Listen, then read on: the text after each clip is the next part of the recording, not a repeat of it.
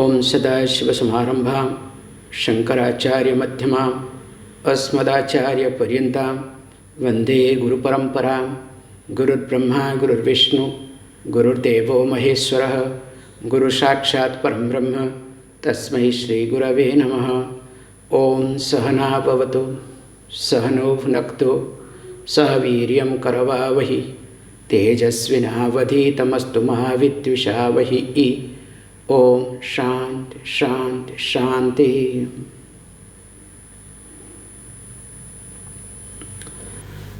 Thank you all of you. So in the last class we were seeing fourth chapter. In the fourth chapter there were 6 verses. So let me summarize quickly so that it becomes easier for you people to understand.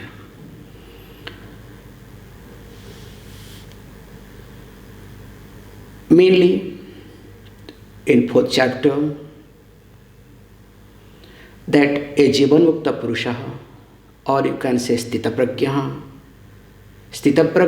purushasya jivanasya antaraga surupam udghatayati.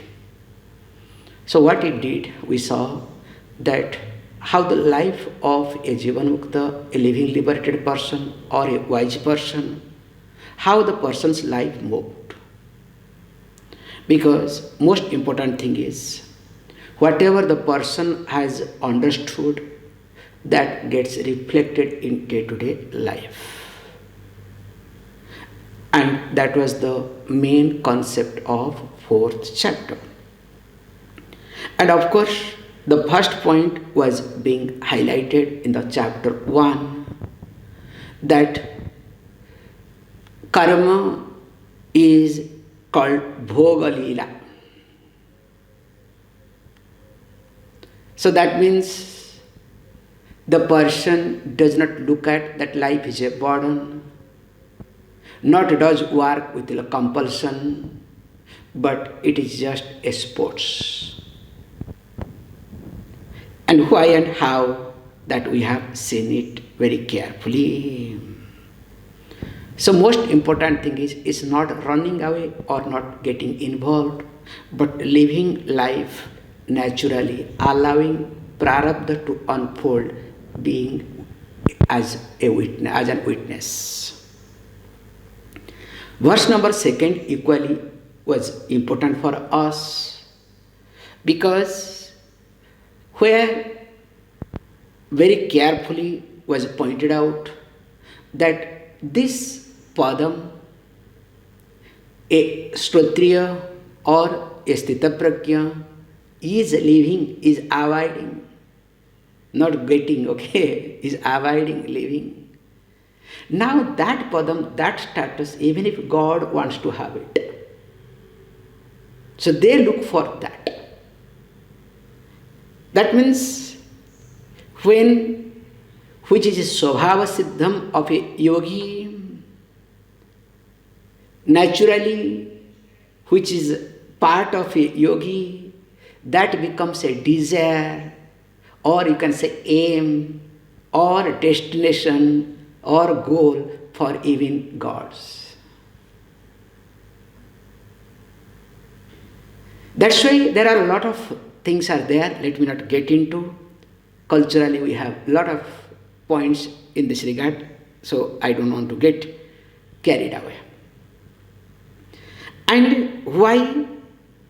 Because devatas also have elation and also, I cannot say depression, their energy becomes low also.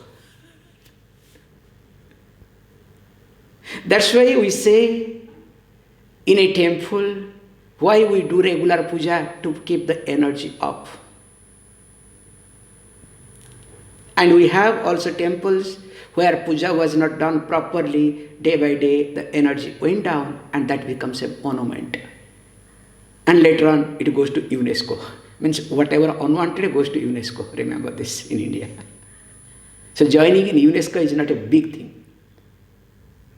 In Indian context, whatever is not useful, Only that goes to UNESCO. And people feel proud because, oh, we are part of UNESCO. Sorry to say. And remember this point also I would like to highlight, bring carefully. Why, especially in Christianity, the church fell down? Because they did not charge themselves. It became a place of congregation. It become place of gathering, place of socializing, and of course power and position. Looking at all these angles, so devatas no harsha, and of course when there is no harsha, also the devatas also, sorry, I made a mistake. Devata have harsha, they are elated, also they have some type of low energy. Whereas in the case of Sthita Prajna, it is not there.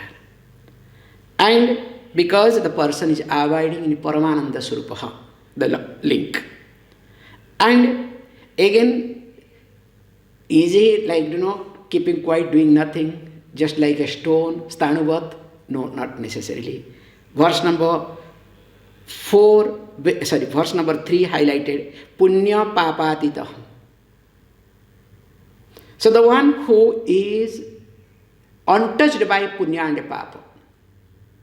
Like the example was given, Akashavat, like space. Even though the dhuma, the smoke, is part of the space, in space, still space is untouched. How it happens, same thing also a Jnani Purusha. And verse number 5 also highlighted very carefully. This is the we call Sthita Prajna Purushasya Samarthyam Eva. This is the strength of the Sthita Prajna Purusha. So what is that? That is called Ichha Anichha Vivarjana.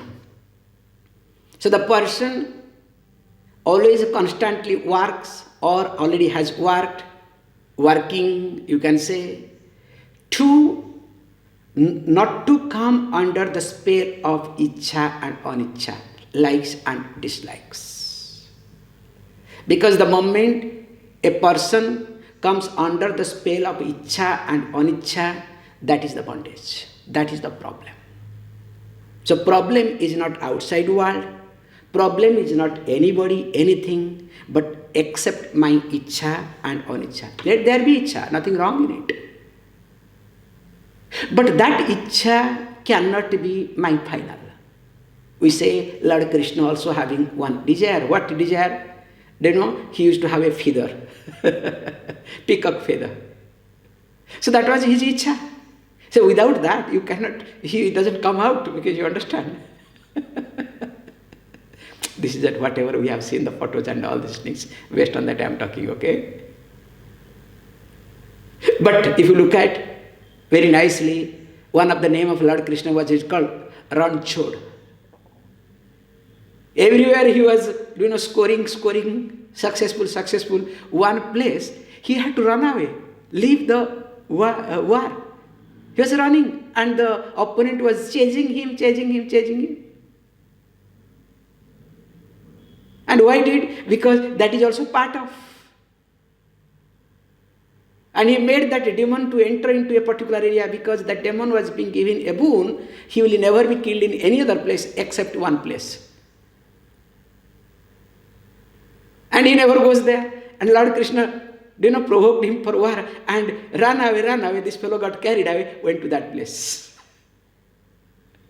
So making it short, this is called managing Ichha and Anicca.